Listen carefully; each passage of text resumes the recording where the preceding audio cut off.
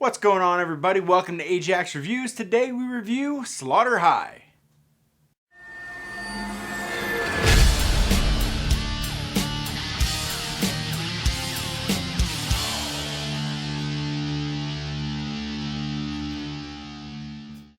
Directed by George Dugdale, Mark Ezra, and Peter Litten, 8 people are invited to their old high school for their 10-year reunion, where a fellow former student disfigured from a prank gone wrong is out for revenge. Slaughter High. So, the first time I saw Slaughter High was by accident, actually. What had happened was I borrowed a VHS tape from a friend of mine who had, I don't even remember what movie it was, recorded off of cable. And you know, back in the day when you do, there's like EP, SLP, LP. I forget which one it is. I think it's EP or SLP, where you can record 3 to 4 movies per tape. For those of you that don't know anything about VHS, this is all going to be Greek to you. But I borrow a tape, and I put the tape in, and I'm watching whatever the movie was that I was borrowing. And one of the other movies that was on there was this movie called Slaughter High. Well, I watched the movie that I borrowed it for, and I ended up falling asleep. Well, I watched some of it. I ended up falling asleep. When I woke up, Slaughter High was starting. And it was at the point where Marty was getting pranked in the shower.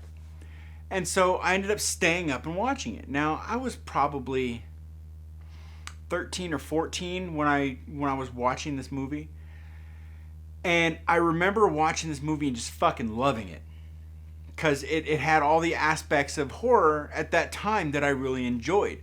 It had the, is it really him doing it? So it kind of had the whodunit vibe. At the same time, it had a pretty cool killer with a mask in a cool location, killing people. And it had, you know, your basic boobs, blood. Yeah, it had everything that it needed. And it was the basic revenge story, done correctly.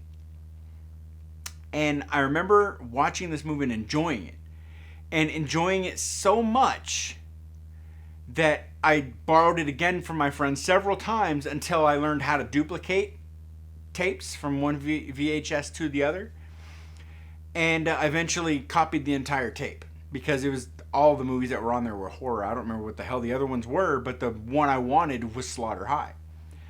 So I liked that movie that much back in the day. Now, I've owned this movie on VHS. I purchased it from an FYE way back.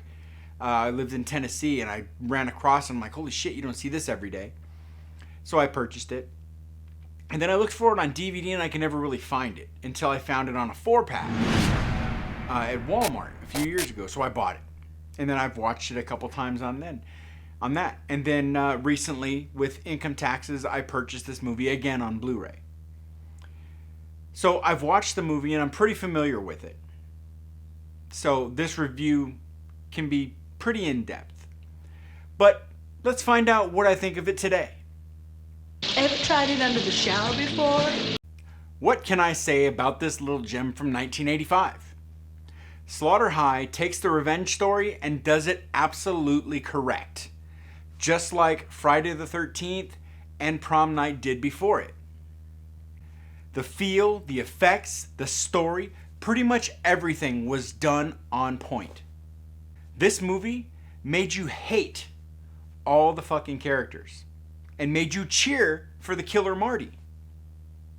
I mean, the kills were even inventive, and they felt like they could have really been pulled off by a skinny little nerdy science kid. And the jester mask, it was just enough to be creepy, but it wasn't over the top to make it less interesting. And again, the setting was really good. Taking place in a cold, dark, broken down, beaten down school. I mean, I've been in old schools like that. It's fucking creepy. But no movie is without its flaws. Take the characters, for example. I wanted to like at least one character and sympathize with at least one character. But they're all just stupid and annoying. Like, none of them were very bright. And since when does a 10-year high school reunion have a guest list of fucking 8 people? And since when would said high school reunion take place at a school that is no longer in operation? I mean, that would have been my green light to get the fuck out. But these morons, they hung around. And to make it worse, they actually made excuses and came up with reasons to fucking stay there. No way, man. I'm going inside. Who's coming with me? Yeah, that's a good idea. We'll wait for the storm to go by. Like, we should get out of here. Well, you know, maybe this'll happen. Oh, well, you're right. We should get out of here. This is creepy. Well, maybe we should do it. Okay, yeah, you're right. Like, get the fuck out. The ending was just fucking blah to me. Like, Marty kills everybody. He gets his revenge. He's happy. He takes his mask off. Ha ha ha ha! I did it. And within minutes, they're all haunting him. Or was it just Marty's dream? Was it a dream of what he wants to do? Just the whole ending was just anticlimactic. All throughout the movie, when Marty had the jester mask on, he was a badass. He wasn't afraid. He was kicking ass. But as soon as that mask came off, he became a whiny little bitch again. Just a really bad way to end a really fun horror movie. So let's talk about some of the things in this movie that I liked. Starting off with the jester mask. The jester mask was perfect, man. It was creepy, but not over the top. It was something that, as a young adult, a teenager, or even a young adolescent, you watch this movie and it sticks out in your fucking head because, I mean, it's just the way that it looks. You have dreams about it. You see it in the dark. It's creepy, but not over the top. It's the perfect mask for a horror movie. Another thing I really liked about this movie was the music. But, I mean, how can you not like a score done by Harry Manfredini? I mean, the score was very Friday the 13th. There were points in this movie where I'm like, fucking, where's the Chichihaha? I know it's not Chichihaha, it's Kiki Mama, but that's what I've always said.